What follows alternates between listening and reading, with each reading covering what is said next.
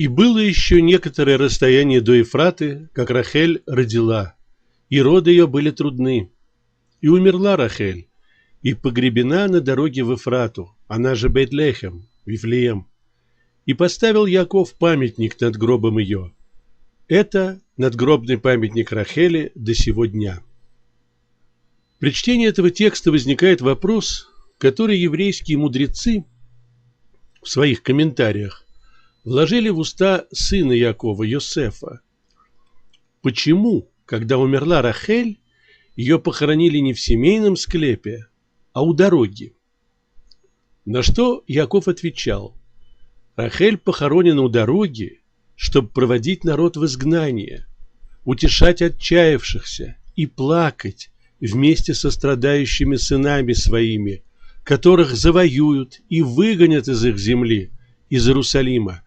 И не успокоится и не утешится Рахель, пока не вернутся все сыновья в эту землю. Так сказал пророк Иеремия. Всем знаком надгробный памятник Рахели на Хевронской дороге. Когда-то здесь был пасторальный пейзаж. В наши дни могилу окружают бетонные стены и башни. Защита от сегодняшних агрессивных обитателей древнего Бейт-Лехема, который лежит за этими стенами. Казалось бы, все правильно. Могила находится на дороге в Бейт-Лехем, прямо на въезде в него.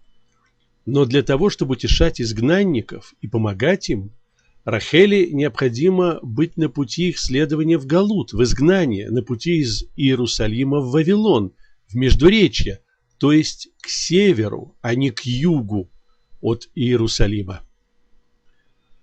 Давайте вспомним другие места в Писании, где упомянута могила Рахели. При их чтении возникают новые вопросы. Шауль, в будущем первый еврейский царь, отчаявшись найти пропавших ослиц отца, решается обратиться к пророку Шмуэлю и поднимается к нему в город Раму, расположенный недалеко от Гивы Биньяминовой, родного города Шауля. Пророк объявляет, что по дороге домой в Гиву Биньяминову Шауль увидит знаки, доказательства того, что он избран Богом, чтобы стать царем Израиля.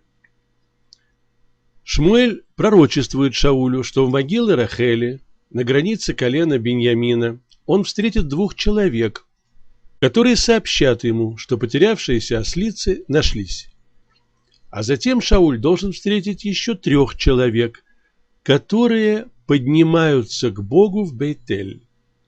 Слово «поднимаются» возможно намекает на низину, из которой надо подняться в Бейтель. Все упомянутые места должны быть расположены недалеко друг от друга. Этот же вывод можно сделать и из слов Иеремии. Плач Рахели слышен в Раме. Но от могилы Рахели на Хевронской дороге до Рамы и Гивы Биньяминовой по крайней мере километров 15. Может быть, есть другое место, более соответствующее библейскому описанию. После шестидневной войны у израильтян появилась возможность обследовать места между Рамой и Гивой, рядом с 60-м шоссе, древней дорогой праотцев, соединяющей Бейт-Лехем и Бейтель. Были найдены 4 огромных надгробия из камней, 20-30 метров в длину, 5-6 метров в ширину. С другой стороны дороги найдены еще 2 похожие могилы, но их размеры меньше, и они хуже сохранились.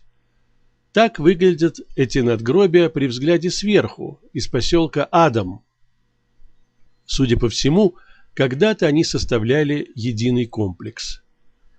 По мнению археологов, большинство монументов на захоронениях установлены во времена Израильского царства, однако центральное захоронение старше всех остальных и относится к периоду праотцев.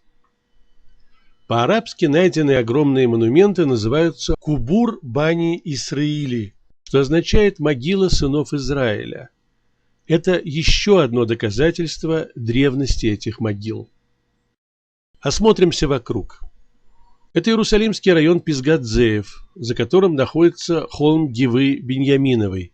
Сегодня там стоит недостроенный дворец иорданского короля Хусейна. Дальше квартал Неве-Яков, а вот и Рама, на иврите ровное высокое место, в отличие от слова «гива», означающего «холм». Сегодня это арабский Аррам, пригород Рамаллы. Вот подъем к Богу на Бейтель. А это начало долины Нахаль-Прат, граница надела Биньямина. Так что же получается? Могила Рахели находится здесь, на границе колена Биньямина, на дороге, ведущей из Иерусалима на север? А как же всем известная могила в Вифлееме?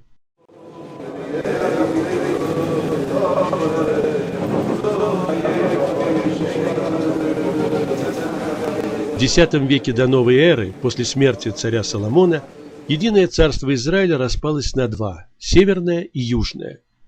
Могила праотцев в Хевроне осталась в южном царстве у колена Иуды, а могила Рахели досталась северному, израильскому царству. Видимо, южное царство достроило на въезде в Бейт-Лехем недостающую могилу Рахели, а северное царство соорудило рядом с настоящей могилой Рахели дополнительные монументы памяти про матерей, похороненных в Хевроне. Из вавилонского плена вернулось в основном колено Иуды, которое помнило южный вариант могилы Рахели в Бейт-Лехеме. Так победила бейт-лехемская традиция, хотя споры о том, где настоящая могила Рахели, продолжаются не одно столетие. В средние века Маймонид искал могилу Рахели в Раме, но не нашел ее. Возможно, сегодня мы знаем, где она находится.